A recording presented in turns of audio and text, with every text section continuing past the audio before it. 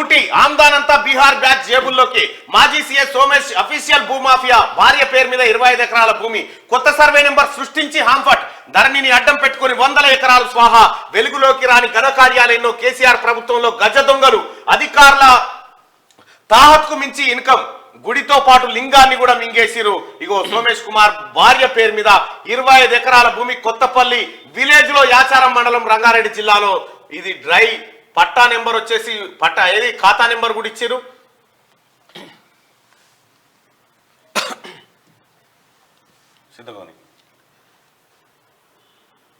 ఇగో ఇదే సోమేష్ కుమార్ భార్య పేరు మీద బయటపడ్డటువంటి భూ రికార్డు ఇది.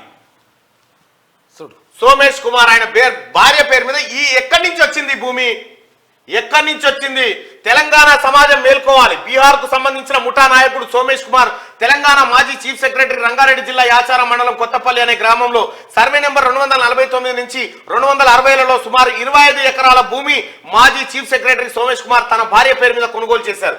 ఈ విధంగా అక్రమ సంపాదనతో తెలంగాణలో వ్యవసాయ భూములను బీహారీ ఐఏఎస్ ఆఫీసర్లు కొనుగోలు చేసి తెలంగాణలో ఉన్న భూములను అక్రమ ఆస్తుల రూపంలో కూడబెట్టుకుంటున్నారు. ఇలాంటి ఐఏఎస్ ఆఫీసర్ల మీద ప్రస్తుత తెలంగాణ ప్రభుత్వం యాక్షన్ తీసుకోవాలని కోరుతున్నాం. మరి కొంతమంది ఐఏఎస్ ఆఫీసర్లు ఇదే పద్ధతిలో భూములు కొన్నారు. వాటి వివరాలు కూడా త్వరలో బహిరంగ పరుస్తాం.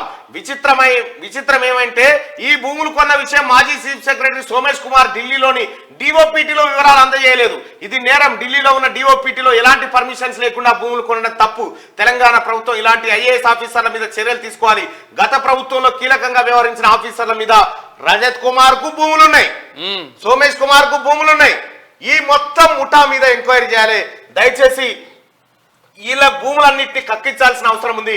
ఇగో ఈ దొంగల ముఠా బిహారీ బ్యాచ్ తెలంగాణ సంపదను నిలువునా లూటి చేసింది.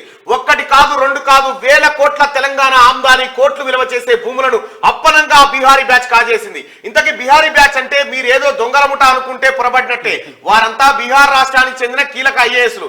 గత కేసీఆర్ హయాంలో దాదాపు 9.5 ఏళ్ల పాటు ఏకఛత్రాధిపత్యం వహిస్తూ కోట్ల రూపాయలు వెనకేసుకున్న బిహారీ బ్యాచ్ కు చెందిన ఐఏఎస్ ల అక్రమాల వ్యవహారం రోజు రోజుకు వెలుగులోకి వస్తుంది. ఒక్క మాటలో చెప్పాలంటే తెలంగాణ, ఏపీ సహా యావత్ దేశంలోని ఐఏఎస్ లంతా ఒక ఎత్తు అయితే బీహార్ కు చెందిన ఐఏఎస్లు మరో ఎత్తు. తెలంగాణలో బీహార్ ఐఏఎస్లు చేసిన అక్రమాలకు అంతు లేదు.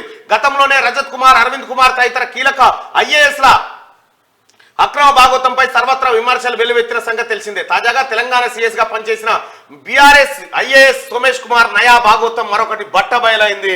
ఇక చూసుకో, ఏం చేయాలన్నా వీళ్ళని పండబెట్టి తొక్కాలే కదనా పేగులు బయటపడేటట్టు వీళ్ళని. తెలంగాణ ప్రజల సంపద ఇవి ఇట్లా కొల్లగొట్టిండ్రు కేసీఆర్ అండ్ ఈ గ్యాంగు. ఆర్టీఐ ఇన్ఫర్మేషన్ ఇవ్వద్దంటాడు మళ్ళీ వీడు.